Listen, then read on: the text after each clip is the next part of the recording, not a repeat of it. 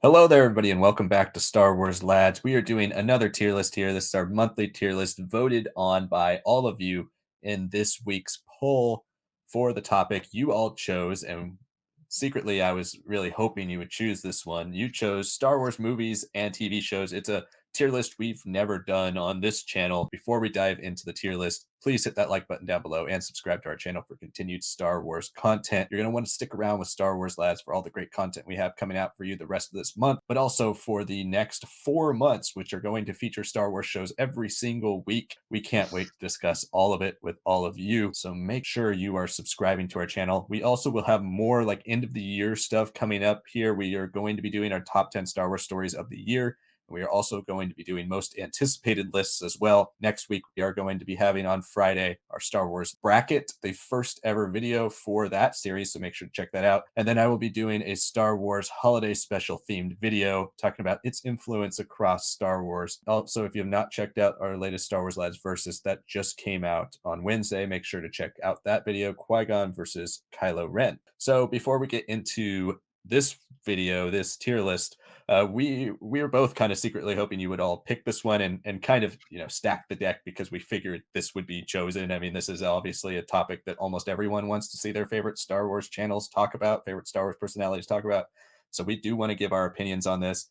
And we're thinking of making this probably like a every December tier list where we update it every single year, as long as pretty much after the last show has come out for the year. I think that's when we can really update it. So next year we'll add Bad Batch season 2 and so on with Mandalorian.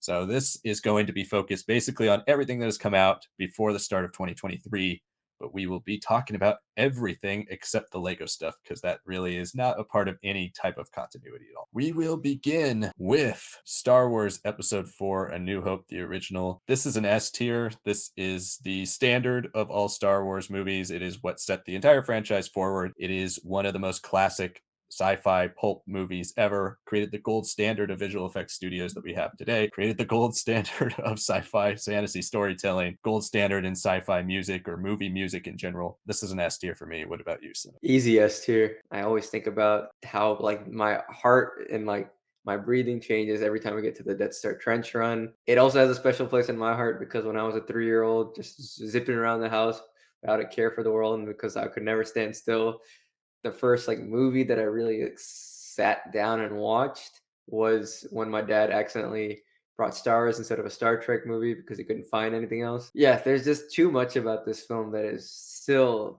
top film ever quality wise. Easy S tier. The holiday special. I have been fortunate enough in my life to have never seen the holiday special. I've seen small clips here and there. It's kind of an incomplete grade, so I'm just gonna pass it back to you, Liam. Yeah, the Star Wars holiday special is by far the worst thing in Star Wars history. There's a lot of great history to it, and that's one of the things I'm going to be talking about in my video next week. But as a product, I mean, I think the best thing you can get out of it is there are a lot of so bad it's good moments. You just have to kind of fast forward through the so bad it's bad moments. So next we get into Caravan of Courage, which was Star Wars' second attempt at a TV movie. And Caravan of Courage is also really bad, in my opinion. But this movie, the worst criticism I could lob at it is that it is incredibly boring. And the main character, Mace, is one of the worst main characters of anything I've ever seen. He's so annoying.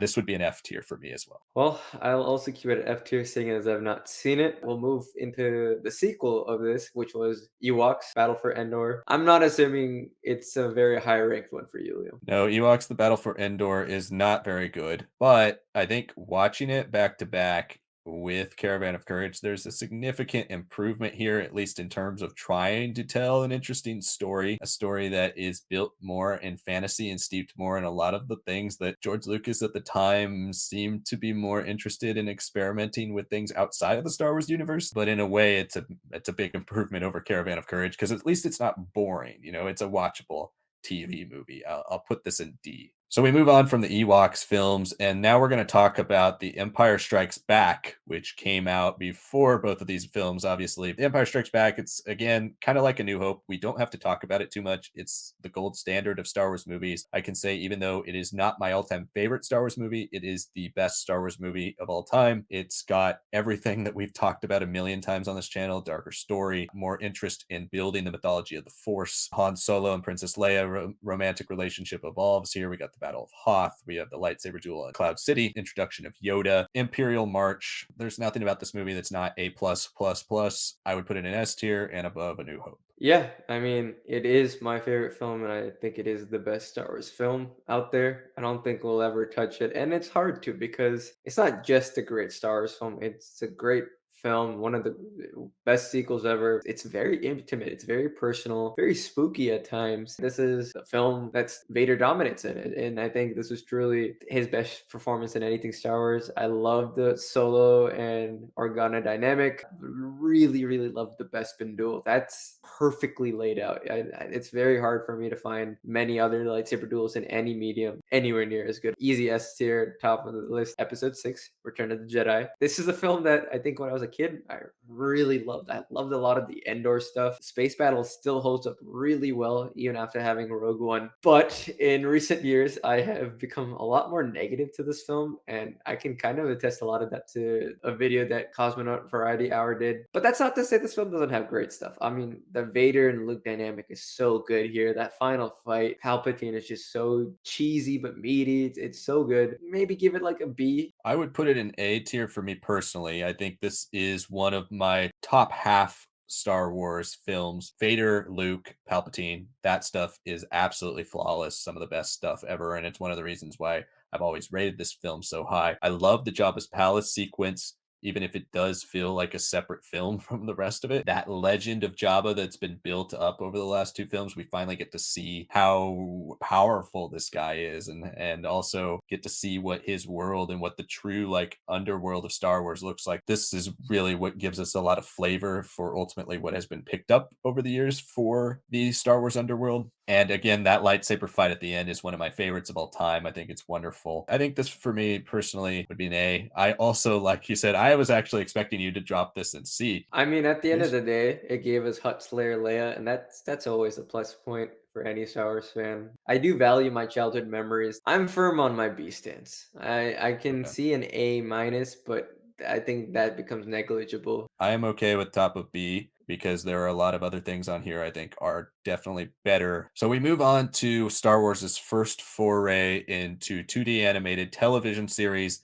and that was Star Wars Droids. I find Droids' attempts to kind of create some strange sci-fi stories less appealing than I find Ewok's attempts to create some like goofy kids fantasy. I would probably put Droids, especially when looking at the rest of the board we have here, at the top of D. Yeah, I mean, I can't agree or disagree here. And that moves us into Ewoks. Again, I don't really have much of a say here. Ewoks for me is a bit more timeless because of the style of animation and because of the types of stories. There also is a little bit more story here with it getting 2 seasons. I'm still torn because I think Ewoks is significantly worse than a lot of the things I would consider C tier, in my opinion. I would like to believe it at the top of D, and I know some of you out there would probably be like, oh, these series are better than some of this newer stuff that's come out. When you have a tier list, you rank them S through F based on ultimately the quality of the franchise. So while I don't think Ewoks and Droids are either D grade shows, I think when you compare it relatively to the rest of what Star Wars has to offer, it is some of the weaker stuff we've ever got. So next we have the first of the prequels. We have The Phantom Menace. Phantom Menace is a film that has always been super nostalgic for me. This was my first Star Wars film. I've told this story many times on our channel. My dad famously did not know that the prequels had come out. So when I asked him if we could watch Star Wars when I was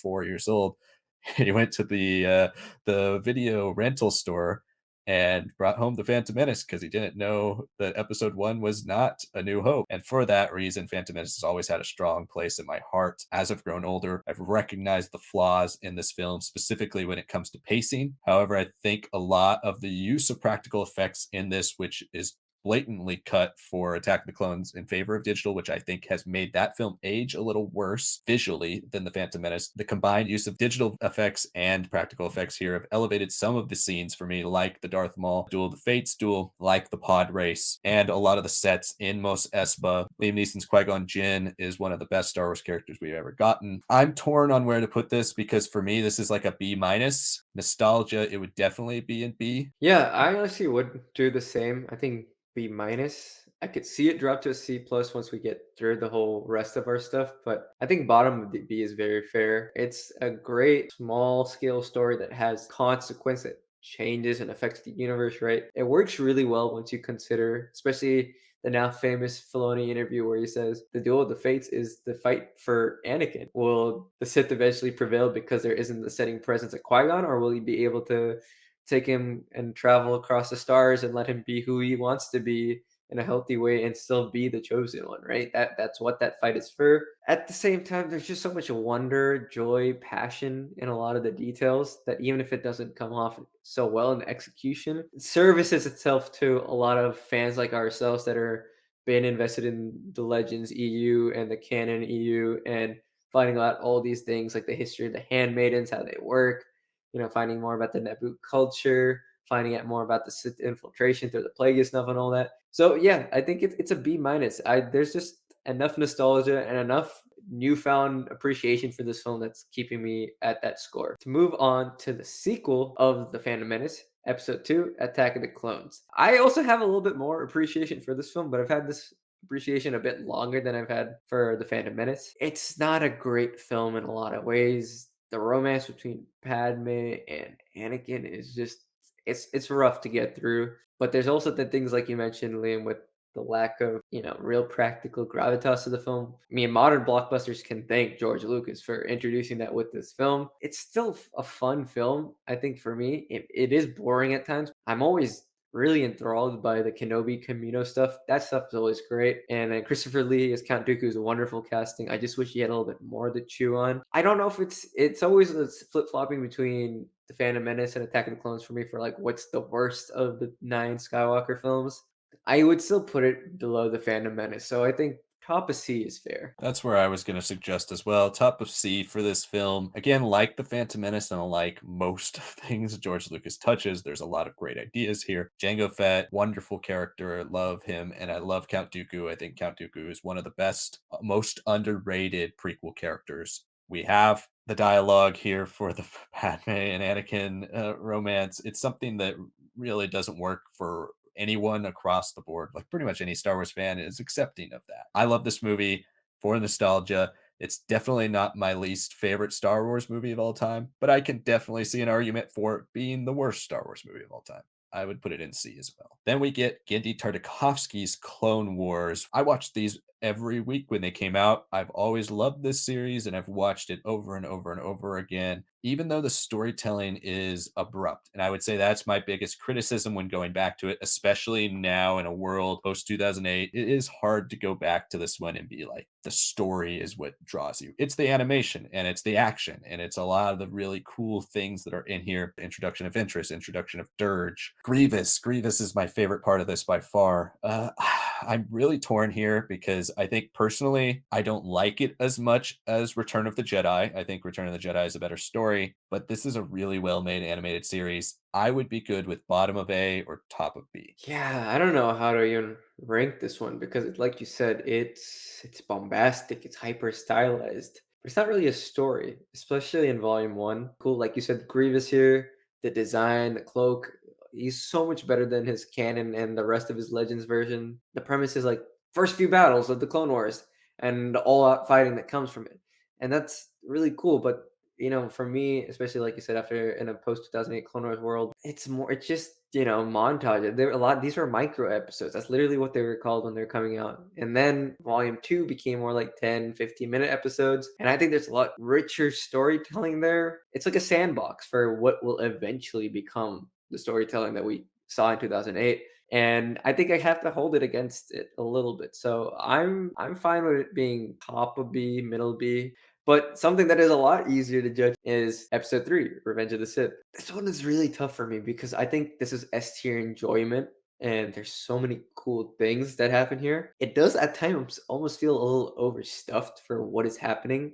Yeah, I don't know if I can really truly call this an S tier film. And seeing a lot more female characters come to prominence in Star Wars, I think the treatment that Padme gets in this film is quite appalling. She's just turned into a pregnant woman without any gravitas like she did in episode 2 and episode 1, being independent, being able to affect galaxy view and the people in the galaxy. But that doesn't mean it's not super fun to watch every single time. So I would argue top of A, but I would be more than okay with bottom of S. Yeah, it's going in S. This is my favorite Star Wars movie of all time. I mean, this is peak level nostalgia for anything, really. I hear people talk in sentences and like my mind goes to Revenge of the Sith.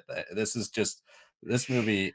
I love this movie so much. It's my favorite movie of all time. I know there's so many problems with it, but it's a lot of like prequel trilogy problems in general with the pacing of the storytelling, the way the whole trilogy is laid out. This movie handles them with aplomb, gives us the best version of Obi-Wan we could have asked for, the best version of Anakin, one my favorite lightsaber duel of all time, the Battle of Heroes, some of the best music with that as well. Best, cheesiest, goofiest version of Palpatine and Darth Sidious we could have ever asked for. I love this film. Yeah, definitely putting it an S. How about since Empire's your favorite, and I agree that that's the best movie on this list.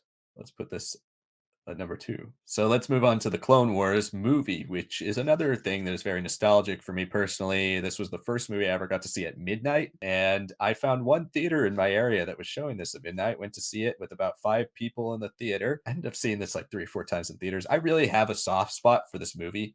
When it comes to comparing it to the rest of the Clone Wars show, this has better animation than I think a lot of the first season of Clone Wars has because the budget was poured into it. But the story is one of probably the bottom third of episodes of the Clone Wars.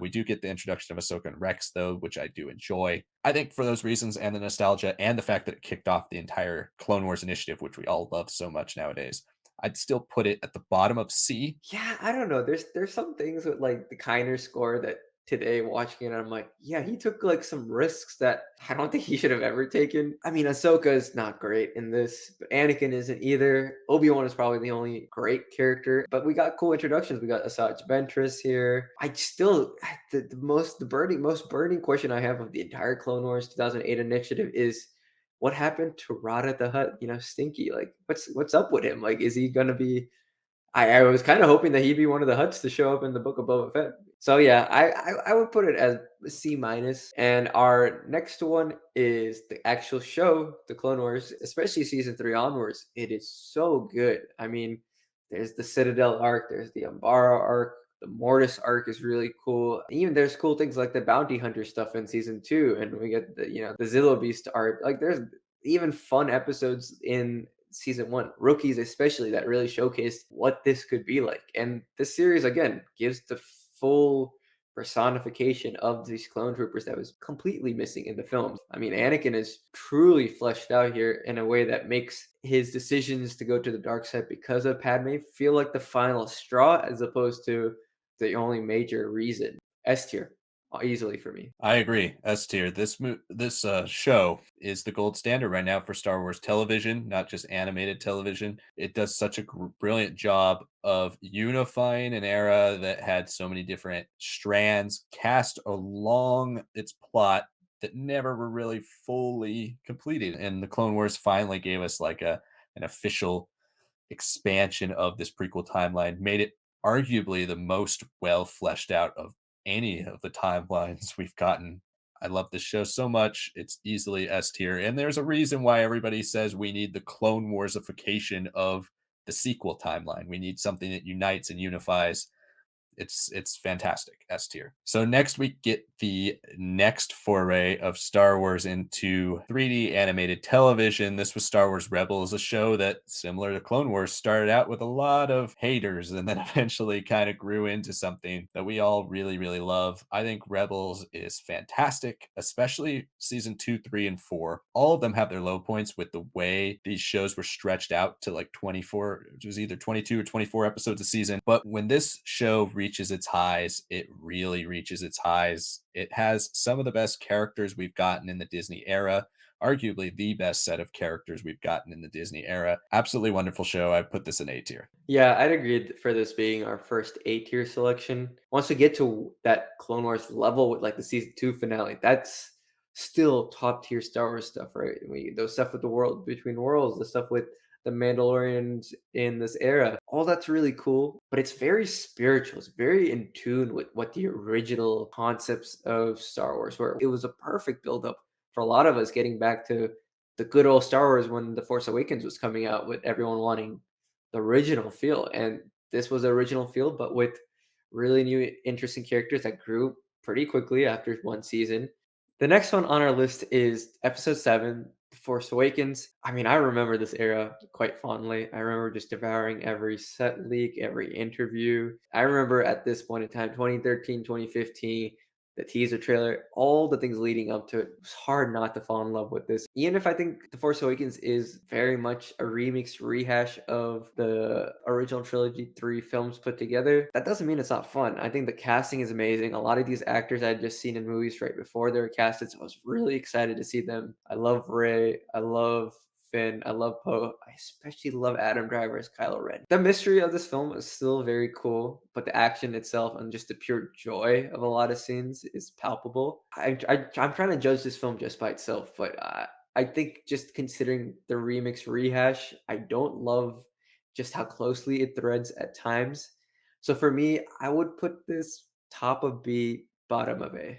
I've always loved this film, and for pretty much all the reasons you said, the nostalgic experience, even if it was only 7 years ago, the nostalgic experience of getting to sit in that theater with Star Wars fans just going insane, easily my favorite of the sequel trilogy. And I think it does a great job with its characterizations of both Ray. Finn is this is by far Finn's best movie, and Kylo Ren. I love Kylo Ren here. Harrison Ford gives one of his better performances as Han Solo, probably his best since The Empire Strikes Back. He actually looks like he's having fun and enjoying his time being on set, collecting a huge paycheck, but he's not really phoning it in. He looks like he's having fun. Again, like you're saying, it's so hard to look at The Force Awakens nowadays without looking at the rest of the sequel trilogy. A lot of what could have been, what might have been, how we should have set this all up. But at the end of the day, I feel like this set up a really interesting trilogy that could have been killing Han Solo. I think he dies in a way that I think actually the scene works really well. I wish we could have seen all three of them on screen together. There are a lot of those across the entire trilogy of like, I wish we got to see this, or I wish they did this, I wish they did that. But for me personally, this is the sequel trilogy film and really the Disney era film that I go back to all the time. It's the one I love most. I would put it in A. Yeah, I think I can give it a bottom of A then. I think that's fair. Alrighty, great. Rogue One is our next Star Wars film. It began the Star Wars story subtitle that ultimately just turned into a two-movie thing. But Rogue One, we are seeing its effects still, and it's kind of mini legacy that's created. There is a huge pocket of the fandom that absolutely loves this movie, and I'm one of them. I remember seeing this movie and kind of coming out of the theater being like, that might be one of my like top 2 or 3 favorite Star Wars movies of all time. Since then, the flaws, especially in its first third, have definitely become apparent. And where Force Awakens, I don't think is really necessarily a very flawed movie. It's a safe movie, but I don't think it's a super flawed movie. Rogue One has a lot of flaws in the first third that really chop this movie up. The last 2 thirds, but the last third is like arguably the best final third of any Star Wars movie I've ever seen, up there with Revenge of the Sith for me, and Empire Strikes Back, and A New Hope. I love this film, and I think we are going to end up loving this even more as Andor progresses. We're going to continually grow more and more fond of this movie. For me, this is actually my second favorite of the Disney era movies, and I'm okay with it in either top of B or bottom of A. It's weird because we live in a post Andor season 1 world, and obviously our thoughts on that shows are going to change even more. But if we look at this film as just what it's offering us, it's wonderful in a lot of ways. I love the dynamic of the crew. I love like their camaraderie. I love their banter. You look at the planet of Jeddah, it's still the richest planet in my mind of any of the sequel era onwards. It's so good, and I'm glad we're getting to explore it in High Republic Phase 2 very soon with Battle of Jeddah. We'll have that review for you guys day of it comes out. There's so many cool things. I felt so much love seeing Red Leader and Gold Leader. The war of the film is so good though. It's like, yeah, we might get something way grittier in Andor compared to this, but if this is a baseline for how action is supposed to feel like visceral but weighty, yeah, and the fact that everyone dies, like that's such a risk to take in any Disney movie, let alone any Star Wars film, but it happened. There's so many good things. It's just that beginning and the paper thin characterizations of like Bodhi Rook. Jyn Erso is supposed to be our lead, but there's very little of her that like compels me. I have to give it a B. I'm fine with it honestly being behind Return of the Jedi because I find a lot more enjoyment out of Return of the Jedi and the high of that film. Now onto the film that people will be like, but what are your thoughts on Episode 8, The Last Jedi? And for me, my thoughts are quite positive. I've digested this film so many times over and over again that I'm not going to add anything new to this conversation here. But I do want to emphasize that the highs of this film are so good, and the lows, they're not great, but I take these any day over the Padme Anakin romance and Attack of the Clones, or like the really poor pacing of Episode 1. Highs are Kylo Ren, Rey, and Luke. You might not love Luke's characterization. Give it another 10 years when we have the whole fall of Luke's Jedi Order fully fleshed out. I think his characterization in this film will only grow stronger in time, and the performance that Hamill gives here, it's his best ever. I'm not even saying Star Wars. I think it's his best ever. Rey got some real depth here that I think she was kind of missing intentionally in The Force Awakens. But man, Adam Driver as Kylo Ren, he's just chewing every scene here. It's so good. Such a compelling villain. He's what a lot of us wanted Anakin to be. I love this film in a lot of ways. I know it's very flawed. I don't really love the Canto Bite stuff. I don't like how it's an immediate sequel either. That's still to me one of my bigger issues. I love Star Wars having that gap to breathe. I push personally for a bottom of it because I still enjoy it more than Return of the Jedi and Rogue One. But I'm fine with top of B. I won't argue against it, but I truly still think it's better than Rogue One and Return of the Jedi. The Last Jedi is pretty much undoubtedly the best directed film in the Disney era, arguably top 2 or 3 directed Star Wars movie ever. I would say pretty much just there with The Empire Strikes Back. Most of you who have problems with the movie, you have problems with the writing. You don't have problems with the direction. It is a very well directed movie. Yeah, I have some problems with the writing. I'm not a fan of Finn and Rose's arc at all.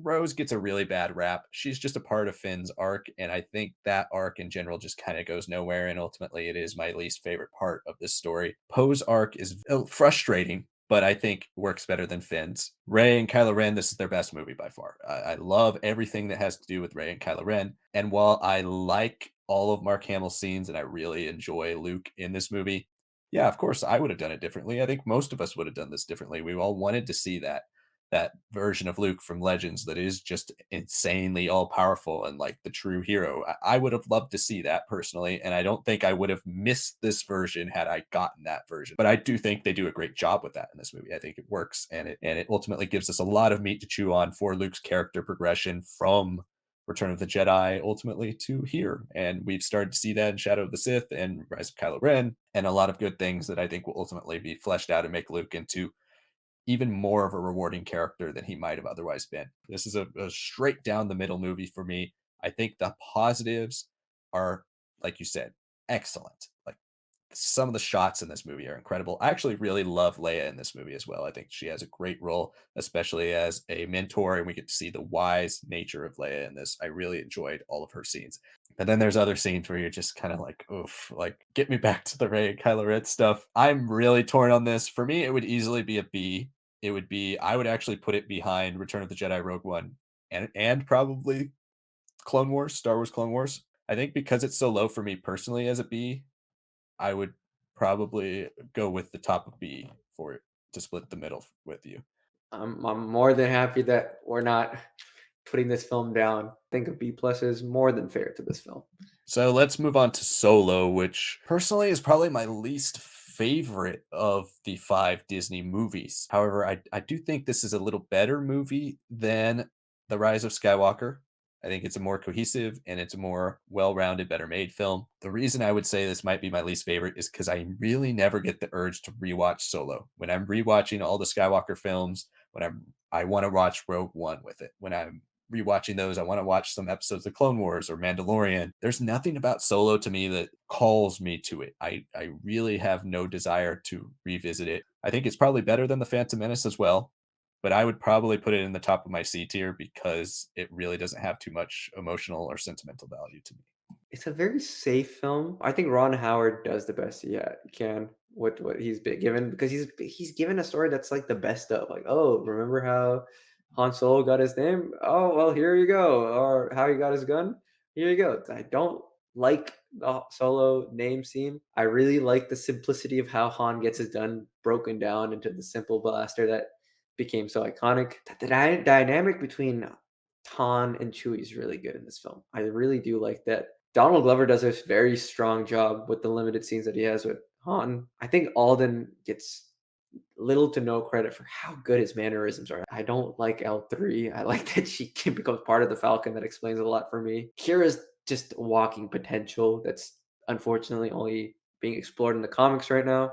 I think C plus is fair. The animated show that you probably never watched, and somehow Liam and I have, and that is Star Wars Resistance. Yeah, we have Kazuto Iziono. I will say the animation is beautiful at times, but I don't think there's enough maturity for those scenes to shine when they actually do happen. I do like how the First Order is used quite heavily in season one, how they like encroach and slowly build up and then take over. I would put it as a D.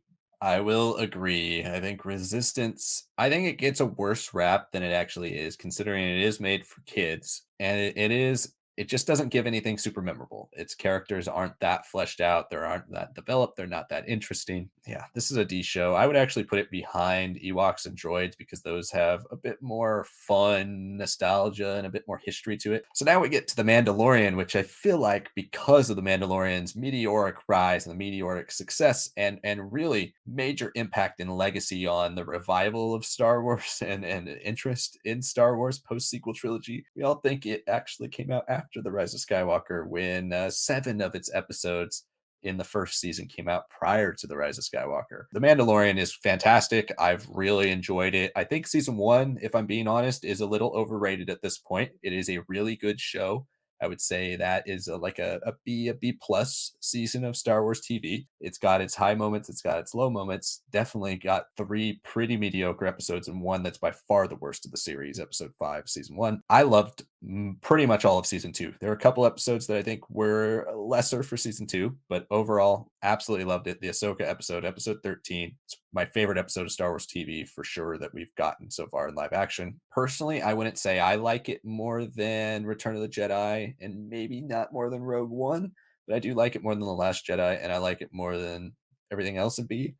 I'd actually I'd be okay with bottom of A or even right in front of The Force Awakens because I think when this show is done, it's going to be top of A. In progress shows are always hard to rank. Yeah, season one is overrated at this point. I remember loving this show. It was a very grounding show in a little bit more of a difficult period of time for me in my life. And I remember just rewatching a lot of these episodes and it just gave me a lot of comfort. But I think it's also a pretty big reflection of what season one really is. It's a very comforting, small scale show. Season two, I think the criticism of it being a cameo fest that a lot of people throw out even more since the absence of Mando in the last year or so is valid to a degree. That brings to the whole point of that the show is truly just the legends, the EU era of Star Wars brought into the small screen, right? So I think season two gets a little overhated at this point.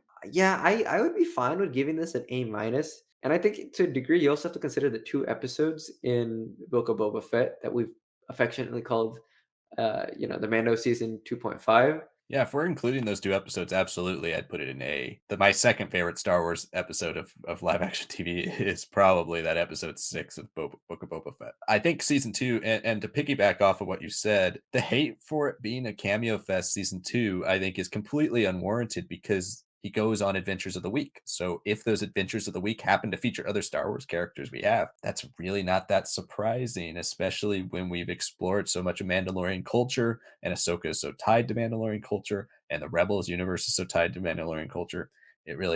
I don't understand that criticism at all. All right, well then let's move on to the movie that ended the sequel trilogy, and it is Episode 9, The Rise of Skywalker. I mean, it's a messy film. It is the definition of messy. The story here would have been I will die on this hill. You give this film the proper 3 hours it deserves as a not just a trilogy capper, but a saga capper. You know, for a lot of people, if this was like a C plus for them, it maybe goes to a B minus. It's just so rushed to get to its points, and then when these points happen, it doesn't let those moments breathe. Finn definitely needed some more stuff with his stormtrooper friends like Jonna and all that. I thought that could have been a really cool development there, and a little bit more explicit stuff with him being force sensitive and able to be trained as a Jedi. But the Rey and Kylo stuff is good. It's not anywhere as good as The Last Jedi, but I think it's a nice capper for that stuff, and it ties well enough to intertwine the Palpatine and the Skywalker legacy and bloodline together. As messy as it is, if it was actually elements spread out throughout the trilogy, if it was planned as a trilogy instead of just pick up after where the next director wants to, a lot of this would be great. And this is Daisy Ridley's best performance as Rey. There's a lot of conflict from a lot of the things that came from her being a scavenger and a lot of the stuff in The Last Jedi. So I'd say bottom of B at best, but more than likely top of C. Yeah, The Rise of Skywalker, similar to The Last Jedi, this is a really hard one to discuss because personally, if we're looking at a lot of the ideas and the attempts at building on mythology and actually establishing and creating mythology within the sequel trilogy, this one has the best ideas out of the three in terms of developing the dark side or adding new flavors to old things from legends. But where were those when we started The Force Awakens? Where were those in The Last Jedi? I agree. Those scenes with a lot of you out there, those scenes like the Poe one where it's like somehow Palpatine's return. It's a meme. This is the movie that has the best chance out of all three to be completely elevated by whatever we do to enhance this era because this is the one that's richest with lore. Whether it's with Snoke in The Mandalorian or Exegol stuff in Shadow of the Sith or Wayland in The Bad Batch, we are starting to flesh out this period, and I think this movie has a significant chance to improve. That being said, the way this movie handles a lot of its characters, a lot of its moments, not a huge fan of. Personally, I was not a huge fan of The Rise of Skywalker's what they do with Ray in this. I do not like her being a Palpatine. And I think when I get that idea of her being a Palpatine out of my head and I remember a lot of the scenes like her and Kylo Ren standing up against the Emperor, there's a lot of things here that also elevate his battle. This movie is also hampered by the passing of Carrie Fisher, but I would agree with you. I would probably put it at the top of C. I like it better than Solo personally. It's more of a favorite for me because I rewatch it a lot, but I think Solo is a better film. All right, moving on to The Bad Batch Season 1. We do have The Bad Batch Season 2 starting here in a couple weeks, but we are just ranking Season 1 because that's all we've seen at this point at the end of 2022. Bad Batch Season 1 is a really solid season of Star Wars television. As Season 1s go in the animated Star Wars world, this might be the best. I have been surprised by The Bad Batch as well. When they initially announced it, I was not thinking this was going to be the way we were going to cap off basically the entirety of what the clones were in the Clone Wars and show their progression from where they are at the end of the Clone Wars and at the end of Revenge of the Sith to where they are in Rebels, where we only get to see three of them. I can't wait for future seasons of the show, and I have no doubt it probably will be in that A tier amongst Rebels and maybe even pushing S, depending on how well it does the emotion. But right now, it's definitely a B, and I think I would put it behind Clone Wars and right in front of Phantom Menace. I think that's a good place to put it. The best first season of any animated Star Wars show. It's been a really pleasantly surprising show. We also got some like interesting like side quest stuff with like Hera Syndulla and a lot of stuff on Ryloth. And I guess Bad Batch is gonna work in the same way that a Clone Wars is with showcasing how the galaxy is changing. Now we still have some stuff like their bounty hunter missions that are like whatever, and the meme of Omega solving every single big mystery or mission for them at times, especially in the earlier episodes. But it's still really fun. And I mean, I'm also thankful for the show because it kind of gave life to our channel as we were first starting off here. We were really struggling. And now to be where we are now, it's a testament to you guys appreciating us covering that first season. Our next show is Star Wars Visions, and while it's not technically canon, it serves more as like a showcase for the top Japanese studios and what their vision of Star Wars is. It's very awesome to see Star Wars in anime. I'm pretty sure we're gonna get a fully fleshed anime show of maybe something with like the original big three. The duel is the one that's most marketed, but it's probably the best visual looking, but not necessarily a great story. My least favorite was Lope and Ocho because you don't do anything with the bunny character. Something like the Elder almost fits into like the High Republic as well. Like there's cool elements here, and a lot of us want like the Night Jedi to become a future Star Wars story that's 400, 500 years past the Rise of Skywalker.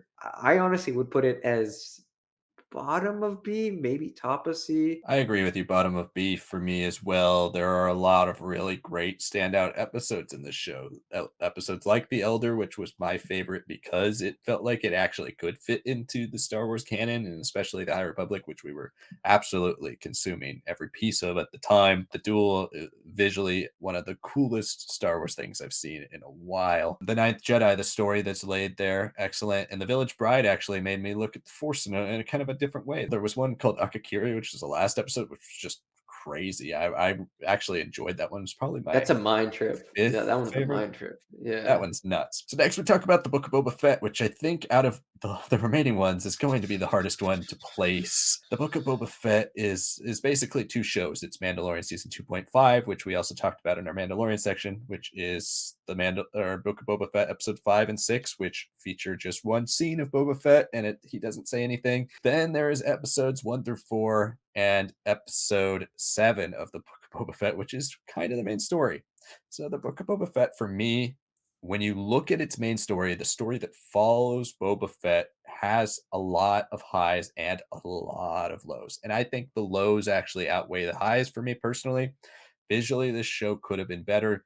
The way it utilizes the volume makes this show feel a little small, in my opinion. Positives, Black Chrysanthemum was a huge positive. I really loved what they did in episode 2, where they had the Hutt twins show up, but ultimately nothing really ever came of that. Cad Bane, which I kind of honestly forget that he's a part of the like main Book of Boba Fett storyline because I his appearance in episode 6 is just it's one of the few times watching Star Wars from home, and I would say maybe the only other time is Luke appearing in the end of season 2 of Mandalorian, where I'd like jumped off my couch and was like, I can't believe this is happening when I saw Cad Bane in live action. So that's why it's so hard. I said this in our Mandalorian section. Book of Boba Fett episode 6 is easily my second favorite episode of live action Star Wars. I love it to death. I think their portrayal of Luke is probably my favorite portrayal of Luke since Return of the Jedi. The way he connects with Grogu, I absolutely love that. I like the Ahsoka appearance, obviously all the stuff with Din Djarin. Then to top it all off, we go back to the Book of Boba Fett storyline, and you have Cad Bane, which is my all-time favorite bounty hunter, and it was so magical and so special of an episode. But this show is an absolute mess. And see, episode 1, 3, especially 3 with the biker gang stuff, and then even parts of 4 and then 7 trying to tie it all in. The writing here, the way it's structured, it's actually really disappointing. It's a C tier for me, unfortunately. I agree. I think when you talk about the Book of Boba Fett, it's a disappointment. Don't love episode 1, but it did set up, so I'm fine with that. Episode 2, it's like I thought that was probably the best one of like the Boba episodes. It has a really good action set piece too. I really enjoyed a lot of that stuff, and the stuff with the making the Sand People, the Tusken Raiders, into a little bit more complex people. I think that was the best part of the Tatooine storyline for me. It's unfortunate that they all get massacred because I wish they could have been part of that final battle. And then there's 7, which is fine. It's a great action sequence, but I don't know. It feels sterilized. It feels less than what it should have been. Yeah, and I don't know. I don't think Robert Rodriguez was the right showrunner for this. You have a script that was very quickly written up, and then you have Rodriguez, who's known for cutting to the bone, essentially. Yeah, I don't know, I would personally put it as a C. And our second to last live action series, probably the most anticipated Star Wars thing since The Force Awakens, and it's the Obi-Wan Kenobi series, which was rumored to be a trilogy of movies and a bunch of other things, and Ewan kept on denying, and finally it happened. And I think 80 to 85% of it met my expectations. There's 50% that was like, okay, I can live with that. Some of the technical stuff I do not like whoever was the cinematographer. Jabim should have been a little bit more of an interesting landscape, but it's not because it's just rocky. The writing with the Inquisitor stuff is not great. I think it's okay, but it's mostly just a showcase for Jedi Fallen Order and Jedi Survivor. Like Riva, kind of being hit or miss at times makes the show a little difficult to fully digest. There's so much good in it. I mean, Ewan dominates. This is as much as I love episode 3 and episode 2 Ewan, I think this could be top 2 Ewan performance, if not number 1. The final fight, shaky cam or not, it was so good. I loved it. I loved even if it's a nondescript landscape, it fits well. Vader is so good in the series. If there was one thing I could change dramatically about the series, just make episode 4 not a Jedi Fallen Order tie-in. It was fun for me, but it's better in the game. Tough show to talk about, especially in the landscape that it suddenly became a little toxic around the show. But I think for the most part, I loved it. I would give it an A. Honestly, it's behind Mando for me, but I would give it an A. This one was my most anticipated Star Wars thing for sure since The Force Awakens. Obi-Wan Kenobi is my favorite character of all time. And I was pretty happy with this show for the most part. I thought the finale was excellent. I really enjoyed episode 3. I thought that one was also great. Episode 5 worked really well. Honestly, all of them except 4 work really well. And I just recently binge watched this entire show in like a day and a half across that amount of time, and I think it does significantly work better. My biggest critique, for sure, is echoing what you said. The volume for this show, I think, was a bad move. It makes this thing feel very, very small. And although there's a lot of scenes, maybe on Tatooine or areas that we've already seen before in the volume setting that actually look quite good, I do think there are a lot of things that definitely feel like we're stuck and stagnant in one spot. Performance wise, though, excellent, excellent. Ewan McGregor's fantastic. Hayden Christensen in the scenes we get to see him is great, as well as him in the Darth Vader suit. All of that was phenomenal. And just for the fact that it gave me such like all-time iconic Vader and Obi-Wan moments, I absolutely love the show for all that. Similar to some of the sequel films and some of these other Star Wars things we've gotten over the last few years, there is always that like, oh man, I wish they just did this one thing differently, or oh, I wish they would have just tweaked this one thing, that always leaves that little bit of air of disappointment. But for the most part, I think this show delivered.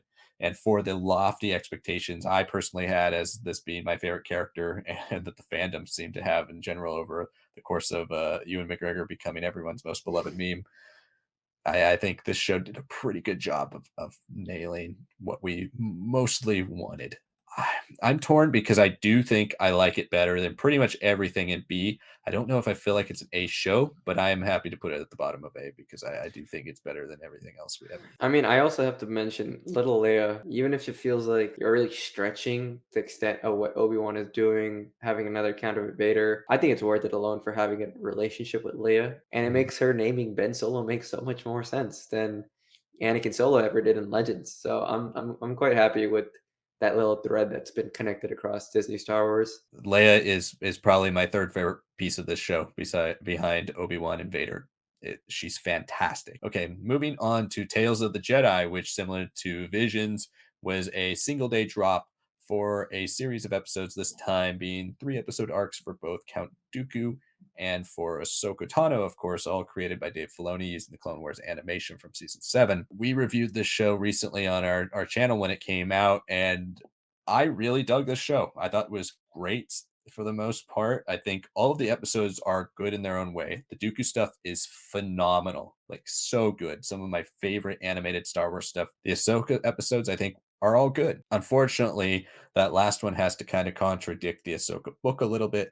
It's not, it's not one of those things that completely just is like that no longer exists, but it's kind of one of those things that if you don't want to look at things from a certain point of view, it does muddle that water. Still, I think it's a good episode, but I just wish at times Dave Filoni had a bit more respect for the overall canon, even if this is his character. I really dug the show. I'd probably put it in B. I think I like it more than Visions, and I would probably I'd say right behind the Bad Batch, even though the Dooku episodes for me would probably be an A. I think the Dooku episodes alone put it over the Phantom Menace. The Ahsoka episodes are it's a mixed bag. I love what the first episode does with Ahsoka's origin. It's not necessary by any means, but I like how it reconnects Ahsoka to her Indian origin. The respect that Filoni has for canon is it's become a little bit more tense in recent years. You can kind of do it from a certain point of view for this stuff that we see here with her fight against the Inquisitor compared to the Ahsoka novel. You can't really with the Bad Batch being part of the Kanan storyline and Depa Billaba having different lightsaber. Yeah, the Ahsoka episodes felt very burdensome.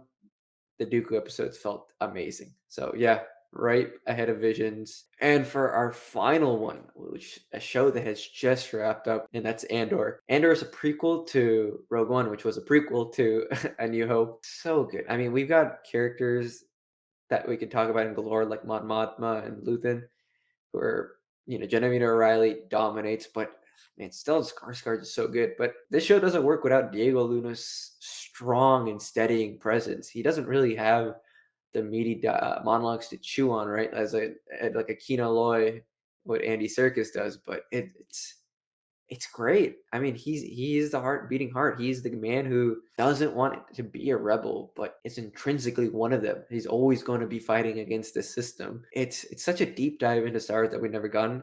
It's so much more grounded than anything we've ever gotten in Star Wars. It's so deliberate in its pacing, but I was always compelled. Even in an episode that I knew and a 3 episode arc was just build up, it was so well done. And then the payoff was always perfect. The prison arc is so good, the Aldani heist is so good. The final 2 episodes are great. I honestly, I don't know. It could be S tier for me, but it's an in progress show, so I'm gonna say top of A. I will agree with A as well. Personally, it's currently my second favorite season of Star Wars TV. I think when we talk about favorites, it's hard to not put Mandalorian season 2 for me personally as my favorite, but this is easily the best season of Star Wars TV we've gotten. This is a thoroughly well written, well constructed, and well envisioned series. This is planned. This is what we see when there is a concrete plan, and I really enjoyed it. Character work's fantastic. The world building and the maturity of the storytelling here is fantastic. And it was so nice and so refreshing to get to see real sets and practical effects and outdoor shooting for the